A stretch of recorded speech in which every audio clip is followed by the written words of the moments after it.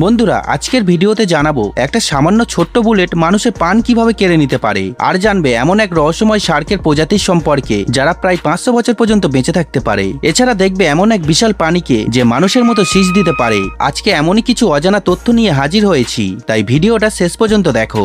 Number 1, যখন একটা বন্দুক থেকে বুলেট ছোড়া হয় তখন সেই বুলেটটি অত্যন্ত উচ্চ গতিতে শরীরের মধ্যে প্রবেশ করে, আর প্রথমেই এটি একটি প্রবেশপথ তৈরি করে। কিন্তু আসল ক্ষতিটা শুধু এই ছিদ্রের কারণে হয় না, কারণ বুলেটের উচ্চগতি শক্তি শরীরের ভেতরে টিস্যু ও পেশিকে মারাত্মকভাবে ক্ষতিগ্রস্ত করে। আর যখন বুলেটটি শরীরের ভেতর দিয়ে সামনে এগোতে থাকে তখন এটি একটি অস্থায়ী ফাঁপা স্থান তৈরি করে, যাকে টেম্পোরারি ক্যাভিটি বলা হয়। আর এর ফলে আশেপাশের টিস্যুগুলো প্রচন্ডভাবে ক্ষতিগ্রস্ত হয় এবং অনেক সময় ছিঁড়ে যেতেও পারে। আর সব থেকে বিপজ্জনক পরিস্থিতি তখনই তৈরি হয় যখন শরীরের ভেতরের কোনো রক্তনালী ভয়ঙ্করভাবে ক্ষতিগ্রস্ত হয়। তখন দ্রুত গতিতে রক্তক্ষরণ শুরু হয়ে যায় এবং অনেক ক্ষেত্রে সেটাই মৃত্যুর প্রধান কারণ হয়ে দাঁড়ায়। আর যদি কোনো বুলেট সোজাসুজি মস্তিষ্কে বা হৃৎপিণ্ডে আঘাত করে তাহলে অনেক ক্ষেত্রে সেই ব্যক্তি সঙ্গে সঙ্গে মারা যেতে পারে। তবে যদি বুলেট শরীরে কোনো কম গুরুত্বপূর্ণ স্থানে আঘাত করে তাহলে সেই ক্ষেত্রে সঠিক সময়ে চিকিৎসা পেলে সেই ব্যক্তির জীবন বাঁচানো সম্ভব হতে পারে। নাম্বার 2, কখনো কি ভেবে দেখেছো চাঁদ আমাদের এত কাছে মনে হলেও আসলে এটি কত দূরে রয়েছে? পৃথিবী ও চাঁদের মধ্যকার দূরত্ব প্রায় 3,84,400 কিলোমিটার। আর এটা এতটাই দূরে যে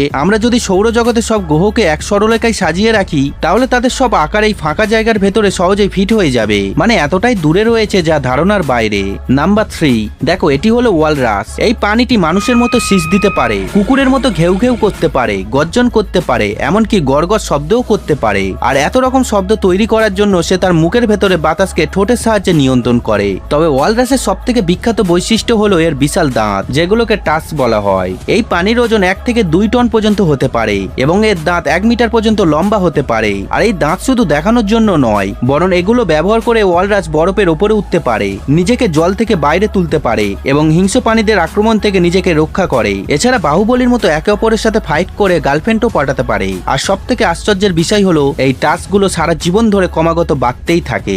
নাম্বার 4, বন্ধুরা, এটি হলো গ্রিনল্যান্ড শার্ক। এটি এমন একটি প্রাণী যাকে পৃথিবীর সব থেকে দীর্ঘজীবী প্রাণীদের মধ্যে একটি ধরা হয়। বিজ্ঞানীদের গবেষণা অনুযায়ী কিছু গ্রিনল্যান্ড শার্ক প্রায় 250 থেকে 500 বছর পর্যন্ত বেঁচে থাকতে পারে। আজ থেকে 500 বছর আগে যখন পৃথিবীর অনেক ঐতিহাসিক ঘটনা ঘটেছিল তখন জন্মনিয়া কোনো গ্রিনল্যান্ড শার্ক হয়তো এখনো সমুদ্রের গভীরে সাঁতার কাটছে। এই প্রজাতির শার্ক অন্য সব শার্কের থেকে অনেক বেশি শান্ত হয় আর চলাফেরা করে খুব ধীর গতিতে। ফলে এদের শরীরের শক্তিও অনেক কম ক্ষয় হয়, যার ফলে তাদের বয়সও খুব ধীর গতিতে বাড়তে থাকে এবং সমুদ্রের অত্যন্ত ঠান্ডা ও গভীর তলদেশে এরা বাস করে। আর এটি দীর্ঘ জীবনের অন্যতম কারণ বলে মনে করা হয়। এত দীর্ঘ সময় ধরে বেঁচে থাকার জন্যই এই গ্রিনল্যান্ড শার্ককে টাইম ট্রাভেলারও বলা হয়ে থাকে। নাম্বার 5, একসময় এই চকোট্যাকোগুলো এতটাই বেশি জনপ্রিয় হয়ে গেছিল যে মানুষ এগুলোকে কিনে খাওয়ার জন্য রীতিমতো পাগল হয়ে যাচ্ছিল। কিন্তু তারপরে এমন কি হলো যে হঠাৎ করে এইগুলো মার্কেট থেকে একেবারে গায়েব হয়ে গেল? আসলে 2022 সালে এটিকে তৈরি করা কোম্পানি ক্লোনডাইক রিভিল করে যে চকোট্যাকোর চাহিদা মার্কেটে এতটাই বেশি বেড়ে গেছে যে তাদের কারখানাগুলো সেই পরিমাণ প্রোডাকশন দিতেই পারছে না। আর এর ফলে তাদের অন্যান্য প্রোডাক্টের ওপরেও প্রভাব পড়ছিল, কারণ এটিকে তৈরি করতে একটা ভাঁজ করা ওয়াফালের ভেতরে আইসক্রিম ভরতে হতো আর তারপরে এর ওপরে চকলেটের স্তর দেয়া হতো। তাই এক একটা চকোট্যাকো বানাতে অনেকটাই বেশি সময় লেগে যেত। তাই এই কারণে এত জনপ্রিয় হওয়ার পরেও শেষ পর্যন্ত তাদেরকে বাধ্য হয়ে এটিকে বন্ধ করে দিতে হয়েছিল।